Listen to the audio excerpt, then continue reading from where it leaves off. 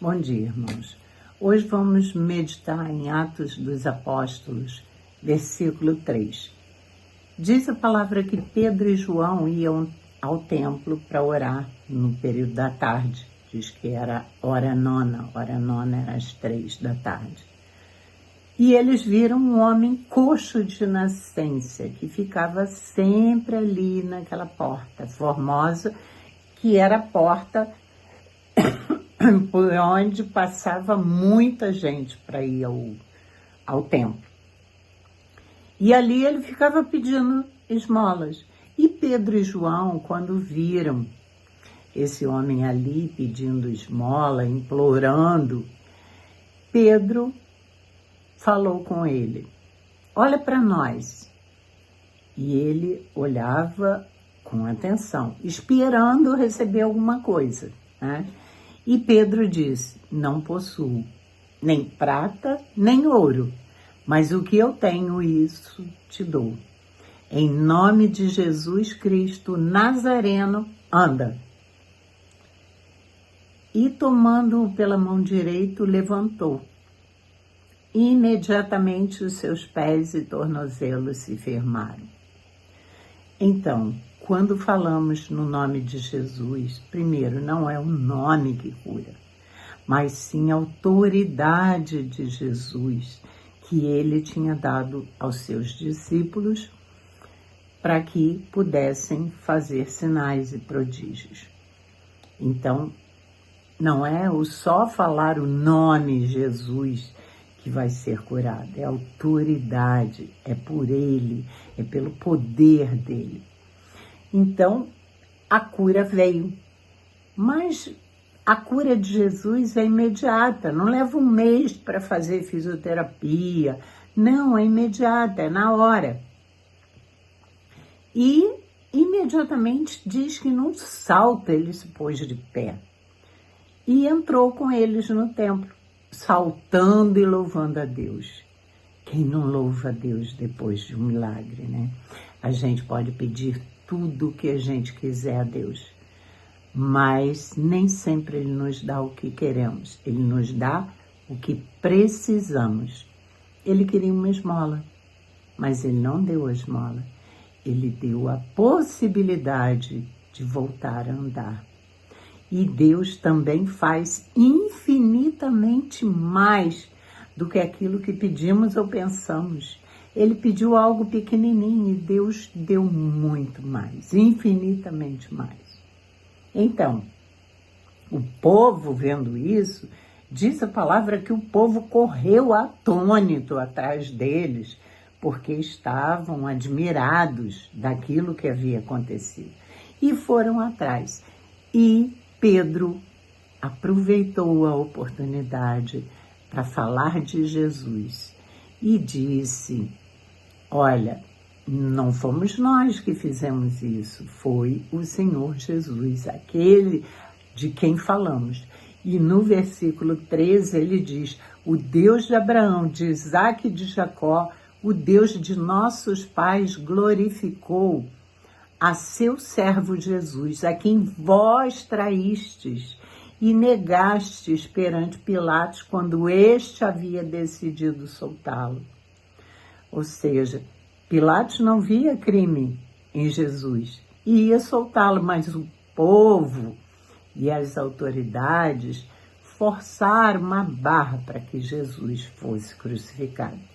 E Pedro continua: vós, porém, negastes o santo e o justo, e pedistes que vos concedessem um homicida. Ou seja, vocês negaram o santo, o justo, o próprio Deus, e trocaram por um assassino, um homicida. E ainda continuou: dessa arte matastes o autor da vida, aquele que dá vida, a quem Deus ressuscitou dentre os mortos, do que nós somos testemunhas. Então ele fala de Jesus: vocês o mataram, mas Deus o ressuscitou, mostrou o seu poder ressuscitando Senhor Jesus. E nós somos testemunha, porque nós vimos, nós convivemos com ele. Nós o vimos ressurreto, falamos com ele. Então, Pedro ainda completa que era necessário que ele viesse e sofresse. E ele fala no versículo 21 que ele tinha que vir, morrer, subir ao céu. E diz, ao qual é necessário que o céu receba até os tempos da restauração de todas as coisas. Ou seja, o Senhor Jesus é necessário que ele fique no céu até o tempo da restauração, que é a sua volta, quando ele há de voltar para buscar a sua igreja e para promover o juízo final. E Pedro ainda fala, olha, todos os profetas falaram isso, não sei como vocês não conseguiram ver, porque todos os profetas falaram que viria o Messias. Moisés, o primeiro, disse, o Senhor Deus vos suscitará dentre vossos irmãos um profeta semelhante a mim. Que eles pensaram que seria Josué, mas não era Josué, era o Senhor Jesus. Depois veio Samuel, Isaías e todos os profetas falaram disso. Como vocês não veem? Então, Pedro falou de Jesus.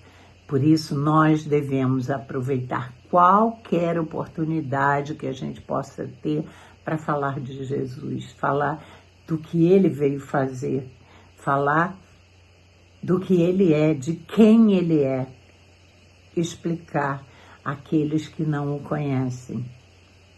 E também sermos testemunhas dele. Como testemunhas? Testemunhando o que ele fez nas nossas vidas, o que ele mudou nas nossas vidas. Isso é testemunhar, porque isso é tão importante que às vezes a pessoa olha, ele fez isso por você, eu quero isso também. Então devemos falar de Jesus e testemunhar, porque muitas pessoas estão perdidas. E, na verdade, só existem dois destinos. O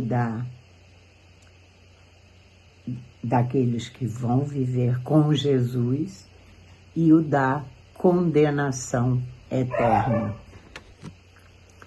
E o da condenação eterna, que é muito triste e que nós devíamos chorar por isso, porque ainda mais quando lembramos que são pessoas que nós amamos, que não estará com ele, estarão sob uma condenação eterna.